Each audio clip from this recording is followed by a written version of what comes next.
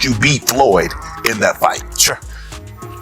Obviously, that might have been one of the last fights that I've been to. I was at. Have you ever wondered what it feels like to stand in the ring and face a force of nature that refuses to blink an opponent so relentless? They make a champion question every move he's ever made. Oscar De La Hoya, the Golden Boy, went toe-to-toe with four all-time greats: Floyd Mayweather, Manny Pacquiao, Shane Mosley, and Bernard Hopkins, each time transforming pain into poetry and chaos into calculated brilliance. But among those legendary battles, one encounter left a mark deeper than the rest. Today, we revisit De La Hoya's most brutal wars to uncover the one fighter who pushed him to the edge and remains etched in his memory as the man who nearly broke him.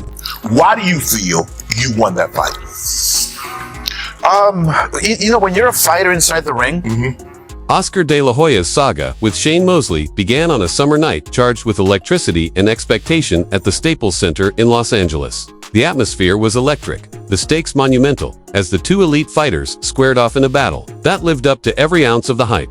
From the opening bell, Mosley came out like a force of nature, firing straight lefts and punishing body shots that hammered against De La Hoya's defense. Known for his finesse and precision, Oscar suddenly found himself struggling to keep up, chasing the blur of Mosley's relentless rhythm and unpredictable angles. Round after round, Mosley's speed and explosiveness kept De La Hoya off balance, unable to impose his usual control. By the final bell, the verdict was clear, a unanimous decision in Mosley's favor. The loss was a shock, one that forced De La Hoya to confront self-doubt and rethink his entire approach to the sport.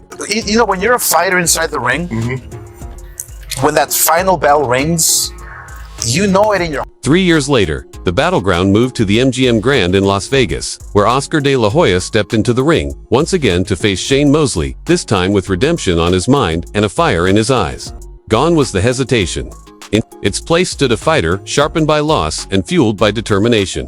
The early rounds unfolded like a chess match, with De La Hoya methodically pressuring Mosley, landing sharp jabs and punishing body shots that signaled a new level of discipline and control. Mosley, still fast and elusive, answered back with bursts of his trademark speed, but it was clear that Oscar had evolved. By the 9th round, De La Hoya was in full command, unleashing crisp combinations that rocked Mosley and had many believing the tide had turned. But when the final bell rang and the scorecards were read, the result stunned the crowd: a split decision win for Mosley. What was meant to be Oscar's moment of redemption turned into one of boxing's most debated outcomes, forcing him to accept a bitter truth: even a masterful performance can be undone by the stroke of a judge's pen. Physically, if you won or you lost, you just feel it. It's a sensation. Oscar De La Hoya's battle with Bernard Hopkins in September 2004 was a collision of two elite craftsmen at their peak, staged under the bright lights of the MGM Grand Garden Arena. Hopkins, known as the Executioner, brought a cold, tactical brilliance that slowly wore De La Hoya down. The early rounds played out like a high-stakes chess match, with Oscar dancing and jabbing while Hopkins closed the distance, peppering the body with telling shots. By the 9th round, the pressure erupted when Hopkins landed a pinpoint liver shot that dropped De La Hoya for the first time in his career, a moment that delivered both physical pain and psychological weight, sealing a knockout that sent shockwaves through the sport. But perhaps Oscar's most hyped and commercially grand encounter came in 2007 against the undefeated Floyd Mayweather. The MGM Grand buzzed with energy as the two stepped into the ring. De La Hoya, aggressive, launching blistering body shots and even cornering Floyd in the 6th round to the roar of the crowd. For a brief moment, it looked like the Golden Boy might crack the Mayweather code. But true to his moniker money, Floyd adapted with uncanny precision, slipping punches, countering with laser-sharp accuracy, and slowly neutralizing Oscar's offense. By the end, the split decision went to Mayweather, and De La Hoya was left to admit he had faced perhaps the most untouchable defensive genius in boxing history. That's it. Right. Whether I was wrong or whether I'm right, I don't care. It doesn't matter. Oscar De La Hoya's battle with Bernard Hopkins in September 2004 was a collision of two elite craftsmen at their peak, staged under the bright lights of the MGM Grand Garden Arena. Hopkins, known as the Executioner, brought a cold, tactical brilliance that slowly wore De La Hoya down. The early rounds played out like a high-stakes chess match, with Oscar dancing and jabbing while Hopkins closed the distance, peppering the body with telling shots. By the 9th round, the pressure erupted when Hopkins landed a pinpoint liver shot that dropped De La Hoya for the first time in his career, a moment that delivered both physical pain and psychological weight. sealing a knockout that sent shockwaves through the sport. But perhaps Oscar's most hyped and commercially grand encounter came in 2007 against the undefeated Floyd Mayweather. The MGM Grand buzzed with energy as the two stepped into the ring. De La Hoya, aggressive, launching blistering body shots and even cornering Floyd in the 6th round to the roar of the crowd. For a brief moment, it looked like the Golden Boy might crack the Mayweather code. But true to his moniker money, Floyd adapted with uncanny precision, slipping punches, countering with laser-sharp accuracy, and slowly neutralizing Oscar's offense. By the end, the split decision went to Mayweather, and De La Hoya was left to admit he had faced perhaps the most untouchable defensive genius in boxing history. Best in Floyd Mayweather, younger, in his prime, Oscar De La Hoya had faced some of boxing's greatest. He respected Mayweather's impenetrable defense, Hopkins' surgical precision, and Mosley's blistering speed. But when asked who had truly been his toughest opponent, he didn't hesitate. Manny Pacquiao. Not because Manny was the biggest or the most powerful, but because he was a relentless force of ferocity and speed that offered no room for error. Pacquiao's style dragged Oscar into a kind of fight he'd never prepared for, a whirlwind chess match where every piece moved faster than his instincts could follow. He didn't give me a second to think, De La Hoya admitted, his voice steady but filled with admiration.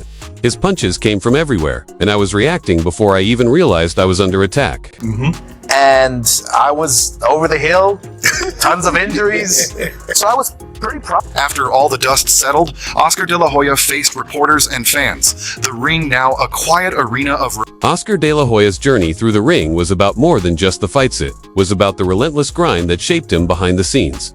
From early morning routines to late-night sparring sessions, he approached every day of training like a high-stakes exam. His coaches monitored each punch with stopwatch precision, transforming every jab and cross into a data point on the path to mastery. It's said they logged thousands of repetitions, compiling spreadsheets so detailed they could rival those of a top-tier analyst. But even in the midst of all that calculated discipline, Oscar never lost his fire. Beneath the numbers and structure, burned a passion that powered every movement, a spark that made him more than just a fighter. It made him a champion. I accomplished that night, so maybe I was convincing myself that I won, but... Behind every champion is a cast of characters as vivid as the battles fought in the ring, and Oscar De La Hoya's team was no exception. There was Iron Mike, the no-nonsense strength coach who treated weightlifting like a form of emotional therapy. Lucia, the meticulous nutritionist, swore by spreadsheets of macronutrients and rare superfoods she claimed would give Oscar a biochemical edge.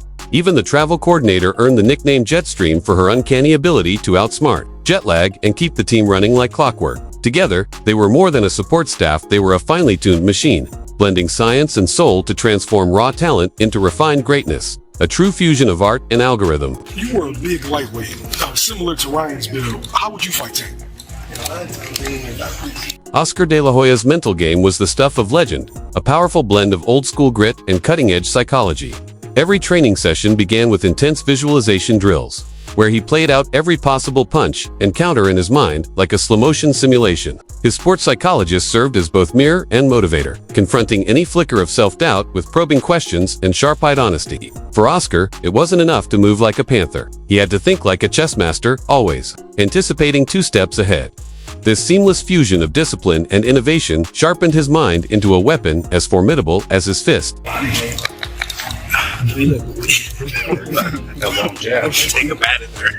In interviews, Oscar De La Hoya often revealed his analytical side with playful charm, dropping fun facts that hinted at the depth of his preparation. With a grin, he'd mention spending over 50 hours studying tape before each fight, breaking down his opponent's habits to the tiniest details of their breathing patterns. He'd casually reference punch output, averages, and footwork efficiency percentages, bringing the precision of a data analyst to the brutal beauty of boxing. But despite all the numbers and strategies, Oscar never lost touch with the soul of the sport, the roar of the crowd, the blinding lights, the electric rush of movement. It was this rare fusion of cold calculation and raw emotion that made him not just a fighter, but a magnetic force in and out of the ring.